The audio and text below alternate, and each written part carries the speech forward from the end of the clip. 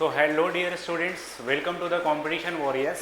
तो जैसा कि आप सभी ने थंबनेल में देख लिया होगा कि हम लोग का एसएससी सीपीओ का नोटिफिकेशन आ चुका है, ठीक है। और टोटल जो आपका इसमें वैकेंसीज आया है 3073 वैकेंसी आपका टोटल आने वाला है इसमें। और आज के वीडियो में हम लोग उसी के बारे में जानने वाले हैं कि सीपीओ का क्राइटेरिया क्या क्या होता है, ठीक है, क्या क्या इसमें एलिजिबिलिटी क्या होता है। एग्ज़ाम पैटर्न थोड़ा सा चेंज हुआ है इसमें इस बार, पिछले साल से थोड़ा सा एग्जाम पैटर्न भी चेंज हुआ है। क्या क्या चेंजेस हुआ है सारा चीज़ हम लोग आज इस वीडियो में देखने वाले हैं। तो स्टार्टिंग से लेकर एंड तक सारा वीडियो देखिएगा, A to Z चीज़ आपका पूरा का पूरा चीज़ क्लियर हो जाएगा, ठीक है। चलिए स्टार्ट करते हैं आज का वीडियो, ठीक है। और सबसे पहले हम नोटिफिकेशन ऑन कर लेते हैं। जो आपके एसएससी साइट पर डाला हुआ था, ये आपका नोटिफिकेशन कल ही आ गया था, ठीक है। ये आपका जो PDF लिया गया है एसएससी की ऑफिशियल साइट से लिया गया है। और ये PDF आपको इसके डिस्क्रिप्शन में मिल जाएगा, तो आप वहाँ से भी जा करके डाउनलोड कर सकते हैं। जैसा कि आप देख सकते हैं ये मेरे पास लिखा हुआ है date of submission of online application. Online application आप 26 तारीख से स्टार्ट हो जाएगा, जो कि कल ही से स्टार्ट हो चुका है आपका, ठीक है। इसका सबमिशन जो है फॉर्म फिलअप करना कल से आपका स्टार्ट हो चुका है 26 तारीख से ही। और ये जो चलेगा आपका 16 तारीख तक चलेगा, 16 अक्टूबर तक आप इस फॉर्म को फिल कर सकते हैं। कौन कौन लोग फॉर्म फिल कर सकते हैं, ये सारी बातें को हम लोग ध्यान से देखेंगे। लेकिन पहले हम ये देख लेते हैं कि कितना तारीख से स्टार्ट हो जाएगा और कब तक ये चलेगा। तो 26 तारीख से स्टार्ट होगा और 16 तारीख तक ये पूरा चलेगा आपका, ठीक है। Last and time to receive the online ये है, आप ऑनलाइन पेमेंट 16 तारीख तक ही कर सकते हैं। एंड ये मेरे पास ये सारा का सारा चीज़ दिया हुआ है। एंड विंडो करेक्शन, जैसा कि हम आपको पिछले वीडियो में भी बताए थे कि विंडो करेक्शन का मतलब क्या होता है कि अगर आपसे कोई गलती हो गया है, टाइपिंग एरर हो गया, तो आप विंडो करेक्शन वाले में जा करके कितने तारीख से 24 तारीख से लेकर के 26 तारीख के बीच में आप अपने आप को जा करके चेंज कर सकते हैं वहाँ पर, ठीक है। टोल फ्री नंबर है, यहाँ पास हो जाएगा। यहाँ पास एक्सपेक्टेड इसका एग्जाम शेड्यूल है, कब तक आपका एग्जाम हो जाएगा, नवंबर से दिसंबर के बीच में आपका एग्जाम हो जाएगा, ठीक है। अब देखते हैं एग्जाम करवा पाती है एसएससी की नहीं करवा पाती है। यहाँ पर जो थोड़ा सा डाउट्स भी आ रहे हैं, क्योंकि बहुत सारे एग्जाम्स जो है पेंडिंग में पड़े हुए हैं, क्योंकि अभी आपका CHA से लगा हुआ है, अभी एसएससी का एग्जाम चल रहा है, एसएससी CGL का एग्जाम अभी तक चल रहा है। लेकिन CGL का एग्जाम भी बहुत सारा पोस्टपोन हो चुका है, तो उसको रीशेड्यूल करके पहले करवाएगा एग्जाम, फिर उसके बाद तो देखते हैं। हालांकि आपको जब प्रिपरेशन अगर आप करेंगे तो इसी एक्सपेक्टेड डेट से लेकर के चलेंगे, नवंबर से दिसंबर के बीच तक ही आप लेकर के चलेंगे, तो ज़्यादा ईजी रहेगा आपके लिए, ठीक है। आगे बात कर लेते हैं क्या क्या चीज़ होने वाला है इसमें, टोटल कितना पोस्ट होने वाला है। यहाँ पास आप देख लीजिए, टोटल सब इंस्पेक्टर में जो पोस्ट है UR का 63 पोस्ट है, OBC का 35 पोस्ट है, एंड SC/ST का टोटल जो है सब इंस्पेक्टर वाला पोस्ट कितना है 143 पोस्ट है। टोटल कितना पोस्ट है सब इंस्पेक्टर का, मेरे पास सब इंस्पेक्टर का टोटल मेरे पास 143 पोस्ट है। And sub inspector Delhi police female के लिए भी अलग यहाँ पास होता है, तो फीमेल के लिए यहाँ पास अलग दिया हुआ है, ठीक है। CAPF में आपका GD में ये सारा का सारा दिया हुआ है। टोटल वैकेंसीज कितना है 2861 है, ठीक है। चलिए ये सारा का सारा वैकेंसीज हो गया। आप एक बार डिटेल में देख लीजिएगा कि ITBP में कितना है, सारा का सारा कैटेगराइज यहाँ पास करके दिया हुआ है कि टोटल वैकेंसीज कितना कितना है। एंड यहाँ पास CAPF में कितना है, BSF में कितना है, IETPB में कितना है, और मेल और फीमेल को कैटेगराइज करके यहाँ पास दिया हुआ है। और एक चीज़ भी यहाँ पास कंफर्म है कि जो एक सर्विसमैन है उनके लिए 10% वैकेंसी रिजर्व होती है। यहाँ पास लिखा हो ना, एक सर्विसमैन 10% यहाँ पास रिजर्व है सारे के लिए, तो ये चीज़ आप लोग ध्यान में रख के चलिएगा, ठीक है। ये सब रिजर्वेशन क्राइटेरिया है। आपको क्या क्या रिजर्वेशन मिलेगा आप एक बार के लिए पढ़ सकते हैं कि यहाँ पास एज रिलैक्सेशन के बारे में दिया हुआ है कि अगर आपका एज वगैरह एक्सपायर हो गया है, अगर आप ओवर एज हो गए हैं, तो यहाँ पास क्या है कि आप SC/ST हैं तो आपको 5 साल का रिलैक्सेशन मिलेगा। ये सारा चीज़ आप देख लीजिएगा एक बार के लिए। बाकी जो मेन चीज़ है, हम इस वीडियो में आप लोगों को मेन चीज़ बताने वाले हैं कि मेन चीज़ क्या क्या चीज़ है इसमें, ठीक है। चलिए इस पर आते हैं। मेरे पास क्या क्या दिया हुआ है। एक सर्विसमैन के लिए ये हो गया मेरे पास, ठीक है। चलिए सर्टिफिकेशन ऑफ फॉर्मेट, ये मेरे पास ये उतना ज़्यादा इंपॉर्टेंट है नहीं, आप लोग पढ़ लीजिएगा तो सारा का सारा चीज़ क्लियर हो जाएगा। हाउ टू अप्लाई, ये मेरे पास हो गया। चलिए इसके बाद जो मेन चीज़ है, मेन चीज़ पे सबसे पहले आते हैं। फीस होने वाला है इसका टोटल 100 रुपीज़ होने वाला है। 100 रुपीज़ आप फीस दे करके कर सकते हैं, ठीक है। चलिए और इसके बाद ये तो आपका एग्ज़ाम सेंटर है। एग्ज़ाम सेंटर के बारे में आप देख सकते हैं कहाँ कहाँ एग्ज़ाम सेंटर है, आप अपने नज़दीकी एग्ज़ाम सेंटर डाल लीजिएगा, ये सारा का सारा चीज़ हो जाएगा। मेन चीज़ पे आते हैं, शेड्यूल ऑफ एग्जामिनेशन। यहाँ पास मेन चीज़ है स्कीम ऑफ एग्जामिनेशन पे मेन चीज़ है। यही चीज़ आपको जानना था, इस वीडियो में हमको बताना भी था आप सबको कि पहले जो एग्ज़ाम होता था SSC CPO का, पहले एग्ज़ाम में क्या होता था कि आपका 2 घंटा का एक समय है। 2 घंटे के समय में आप क्या कर सकते थे कि मैथ्स पे जा सकते थे, रीजनिंग पे जा सकते थे, इंग्लिश पे जा सकते थे। आप इस चीज़ को स्विच ओवर कर सकते थे अपने हिसाब से। जैसे बहुत लोग क्या करता था कि मैथ्स पे ज़्यादा समय देता था, GK GS पे कम समय देता था, इंग्लिश पे थोड़ा सा कम समय देता था। लेकिन इस बार से क्या कर दिया है, हर एक सेक्शन के लिए टाइम कैटेगराइज कर दिया है। हर एक सेक्शन के लिए आपका जो टाइम होगा यहाँ पास कितना होगा, 30 मिनट्स का टाइम होगा। आपको एक सेक्शन के लिए ओनली 30 मिनट्स ही मिलेगा, इसके अलावा आपको नहीं मिलेगा, चाहे वो मैथ्स हो या फिर रीजनिंग हो या फिर GK GS हो या फिर इंग्लिश हो। इसके लिए आपको टोटल 30 मिनट्स ही एक सेक्शन के लिए मिलेगा। और टोटल यहाँ पास कितना सेक्शंस होते हैं इसमें, 4 सेक्शंस होते हैं।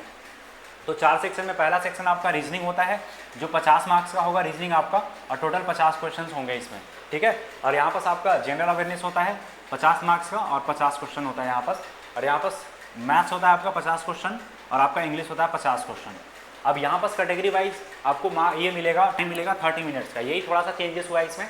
पहले कैटेगरी वाइज टाइम नहीं था, पहला फ्लेक्सिबल टाइम था कि एक बार आपका पेपर स्टार्ट हो गया तो आप मैथ्स दे सकते थे या रीजनिंग दे या फिर इंग्लिश दे, उससे कोई मतलब नहीं था। 2 घंटा आपको प्रॉपर समय मिलेगा, फिर उसके बाद आपका बंद हो जाएगा।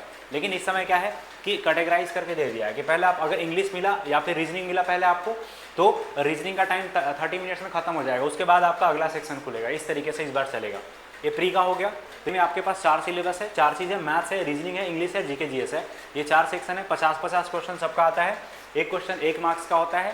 नेगेटिव का अगर बात करें तो 0.25 यहाँ पर नेगेटिव भी होता है, तो आप नेगेटिव भी ध्यान करके चलिएगा, ठीक है। चलिए यहाँ पर फिर इसके बाद जो होता है, हालांकि जैसे आप प्री देंगे, जैसे ही आप प्री देंगे, प्री के तुरंत बाद आपका मेंस नहीं होता है, प्री के बाद आपका फिजिकल टेस्ट होता है, ठीक है। फिजिकल टेस्ट में क्या क्या स्टैंडर्ड क्वालिफिकेशन होता है वो हम आपको दिखाएंगे, बताएंगे अभी। लेकिन प्री के बाद आपका फिजिकल टेस्ट होगा, फिजिकल टेस्ट के बाद आपका मेंस होगा, ठीक है। मेंस का एक बार हम लोग देख लेते हैं। यहाँ बस मेंस में जो आएगा, मेंस में आपका टोटल सिर्फ इंग्लिश आता है और कोई सब्जेक्ट नहीं आता इसमें। तो अगर आप मैथ्स वगैरह से थोड़ा भागते हैं, जीके वगैरह से अगर आपका थोड़ा सा कम रुचि है जीके वगैरह में, तो आप इस जॉब के लिए जा सकते हैं। यहाँ पर सिर्फ और सिर्फ आपसे मेंस में जो है इंग्लिश ही पूछा जाएगा और कुछ नहीं पूछा जाएगा, ठीक है। तो यहाँ पर इंग्लिश लैंग्वेज जो आपका आएगा, यहाँ पर भी क्या कर दिया गया है, कैटेगराइज कर दिया गया है 2 घंटे को।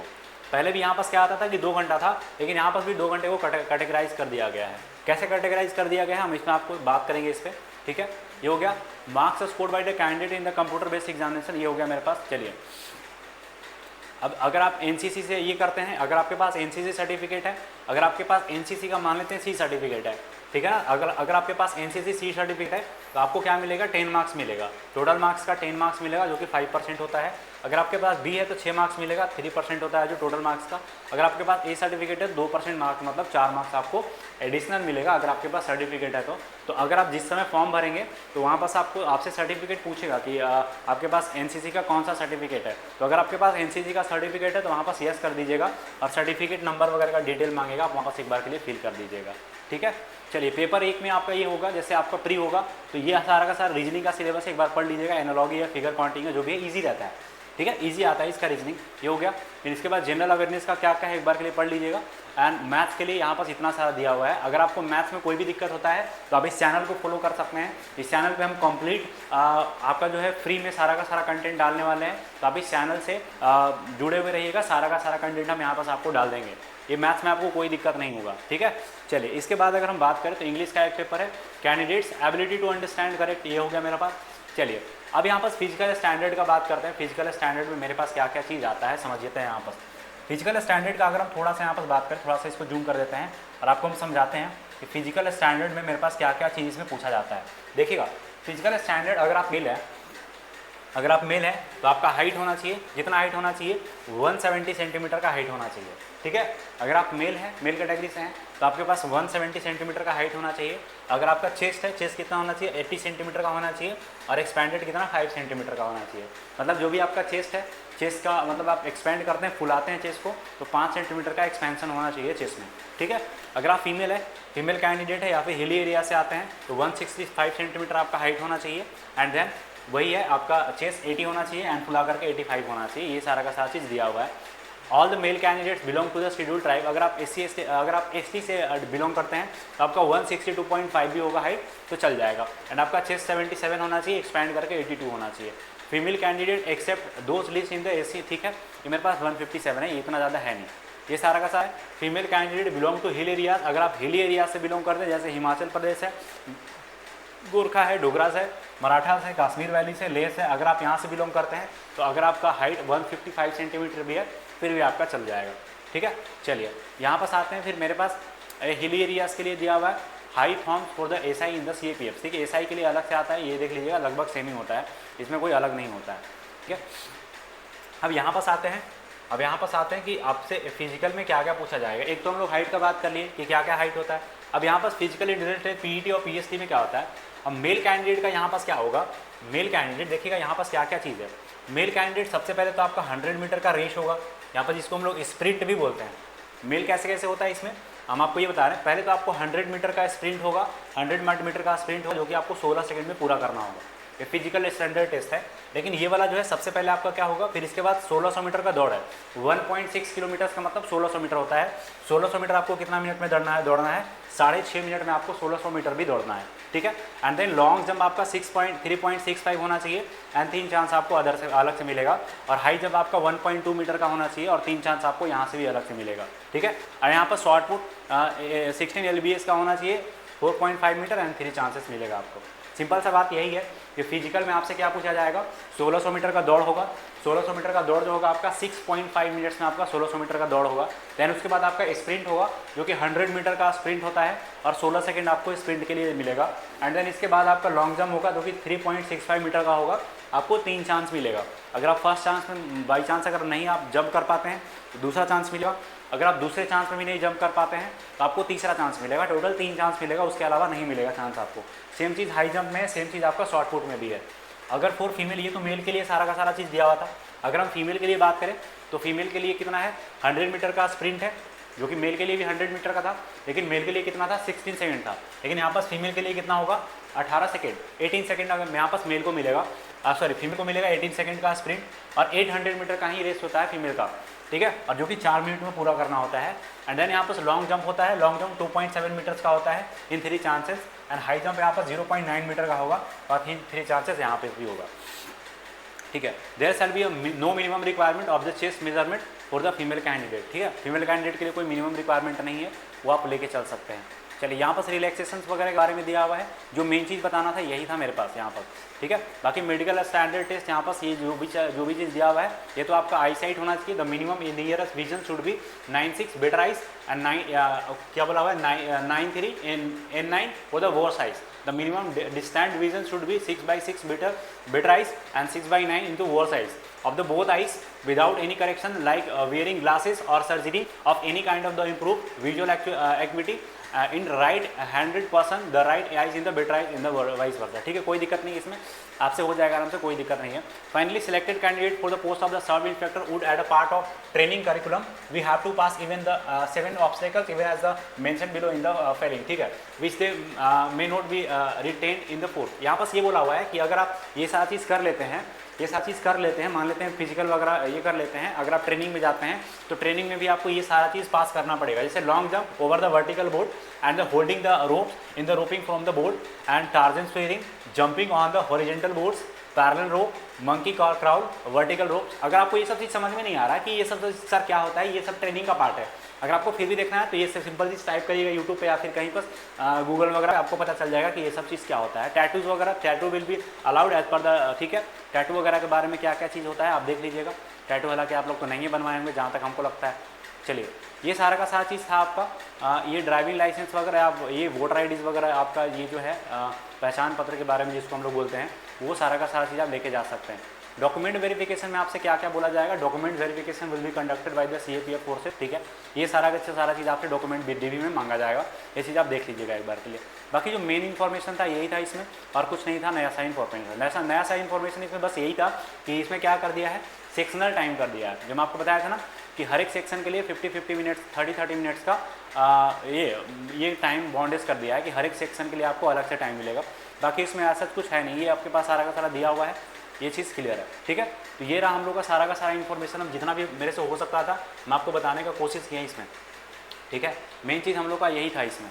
चलिए ये हो गया सारा का सारा चीज़, ठीक है। अगर आप ग्रेजुएट हैं, यहाँ पर मेन चीज़ होता है क्वालिफिकेशन का, हालांकि क्वालिफिकेशन के बारे में हम नहीं बताएं, ये जनरली होता है ग्रेजुएट पे होता है। अगर आप ग्रेजुएट हैं तो आप आराम से इस चीज़ को भर सकते हैं, ठीक है। कहीं ना कहीं पर तो लिखा हुआ होगा, कहीं ना कहीं तो मेंशन होगा ही होगा, ठीक है। बाकी कोई बात नहीं, ये चीज़ कर सकते हैं सारा का सारा चीज़। ये रहा आपका पूरा नोटिफिकेशन। आप खुद से भी बेटर एक्सपीरियंस के लिए आप इस चीज़ को ग्रो थ्रू कर लीजिएगा। बाकी अगर कोई भी फॉर्म फिल करते समय आपको कोई कठिनाई आएगी, कोई दिक्कत आएगा, आप कमेंट बॉक्स में आकर के बता दीजिएगा। हम उस चीज़ पे सारा का सारा हम आपको वीडियो बना करके बता देंगे, ठीक है। तो इतना ही रखते हैं आप आज के वीडियो में। मिलते हैं आपसे नेक्स्ट वीडियो में, तब तक के लिए goodbye, take care and all the best. Thank you.